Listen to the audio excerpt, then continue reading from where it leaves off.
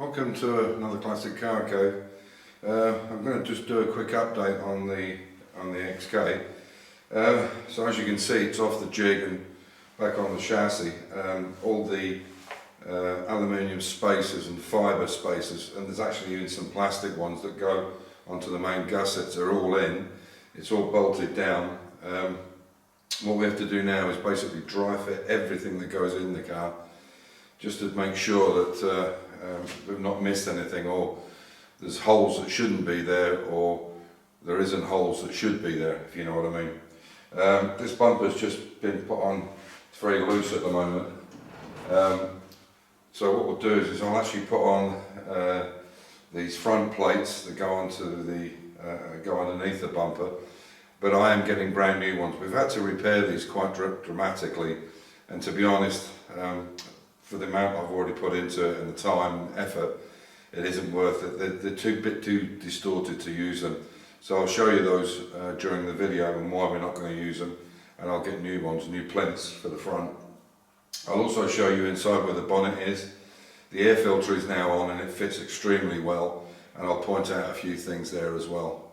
So I'll start taking you around the car, and by the time you see the next video, hopefully by the end of the week, I'll have had the chrome, the lights, the bumpers, and a lot of things in place, and you can see the difference. I'm hoping that by kind of January, February time, we can get it back off the chassis and get it ready for paint. So I'll go around a couple of things and I'll show you some of the issues that we found. Under the arch, it's quite a nice fit under there now, and I'll show you the inside in a minute. There's a plate to go here, and this piece here, which we've already made, and I'll take you around the other side and let you see that. Okay, so this is the inside of this inner wing. You can see again it's quite a nice fit.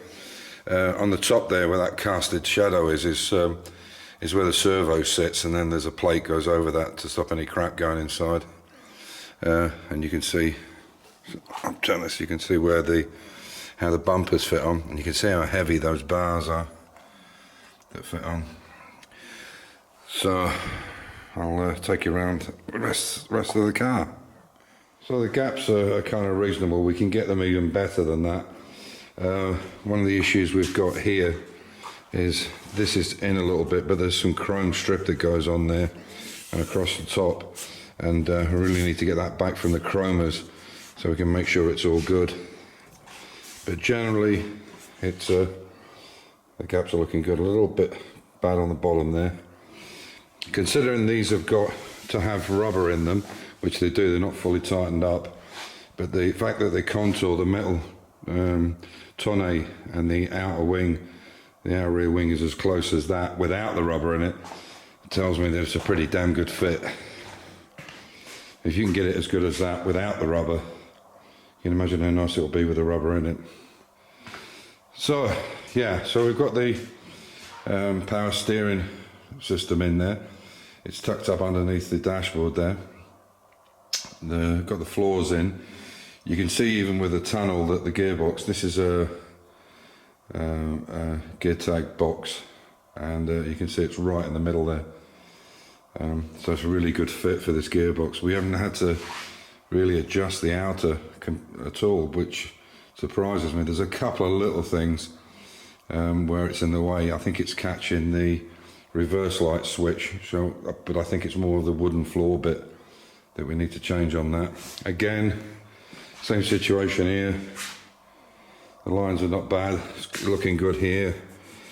It all needs finishing up, of course. Again there, the lines are fairly good. A little tight there in the middle, and a little slack here.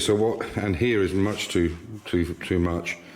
So what we'll do is we'll take out one of the spacers on the top hinge, and that should bring us across, and we can recut this finish on there. But if you look at the scuttle line, it's pretty good. And I'll show you inside, and you can see this is this pushed down? Yeah. You can see that it's actually sitting on the rubbers. Just see if that's, yeah, it's down. You can see it's quite a nice finish along the, you can see it's actually sitting there on the rubbers. That's not finished yet. It was just, we just put it in before Amir went away. So it's coming on. So I'll show you with the hood open. So it's a pretty good fit there. You can see that air filter is right up against that hockey stick at the back, and that's void at the back there is where the wiper motor sits. But you can see how tight that airbox is. The worst thing about this specification setup is to get to that air filter, which is a gauze and a filter inside it. You have to take the inner wing off. It's about, I don't know, 10 or 12 bolts. But it's a bit annoying that you can't get to it. But you can see from there just how tight that is. You can see here that we have to actually manipulate this little piece on the corner. I don't know if it's showing up there. It's just catching there. We're going to re-bend this piece.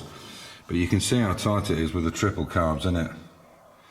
And obviously there's no way to get to that air filter. You just wouldn't be able to pull it out. So it's a pretty tight fit in there. So yeah, but everything else is looking good. It all lines up well, all the shafts. So I'm quite pleased with it. It's just an awful lot of work to take it all back down again, but it's got to be done, I'm afraid. But that's what it's going to look like. We have to put the radiator in, all the hoses. Obviously, I won't put the Evans coolant back in it from when I ran it, but we have to make sure everything does fit the way it's supposed to. It's critical at this stage. And there's you can see, there's only 4 of these rubber buttons at the moment, but there's 2 to go down nearer towards the front of the bonnet, so they need to go in. And yeah, we're definitely getting there. We've got these stays on the back that seem to fit quite well, and you can see there's no fuel sender in the tank. The tank's aluminium. We had them specially made, well, we bought them, the customised ones, and you can see everything is brand new on all the axles and hubs and everything. So yeah, there we are. So I'll get the inside done as well. I'll get the seats that we're going to try out, these XF seats. One of them is now working, the driver's one is we can operate it with a 12-volt battery, but unfortunately I still haven't had the parts from the UK yet. I guess the SNG Barrett in Netherlands only get a delivery once every, I don't know, 2 months or whatever it is, 6 weeks, I have no idea. But I have some stuff on back order, and basically where you can see this flange here sticking up from the wing at the inside, there's a bolt mechanism goes on that, and this is chrome, and it also has an adapter to put a chrome pin and bolt through it to hold the roof on, and we need that in place so I can put the seats in place to see if they'll go forward enough so that the hood does actually wrap round and go underneath. On the original seats, they're like a bench seat across here. They come forward completely, and then you just undo the hood and it all drops down under here. And those pieces there, you can see, these are the metal runners that go here. You can see where these holes are here and here. They go underneath to strengthen this up, because you can imagine that wouldn't be very strong for a seat. Just you know, the steel's not strong enough, so they're basically strengtheners that go in the floor. So we'll adapt them to go with these other seats, and that's where we are right now. So yeah, as I said, I think a couple of good months over the winter. So we've got, you know, December, January, February, so about 2.5 months we need just to get everything right. We'll concentrate on it now, because the winter there's no work to do in the garden or outside, so it means we can have a really huge concentration on this and get it absolutely 100% right. So there we are. So just an update for you, let you know where we are, and I'll do another one on next weekend, and hopefully we've gone a bit further from there. So on that note, stay safe, keep the faith, enjoy your hobby, and I'll catch you in a week. Bye for now.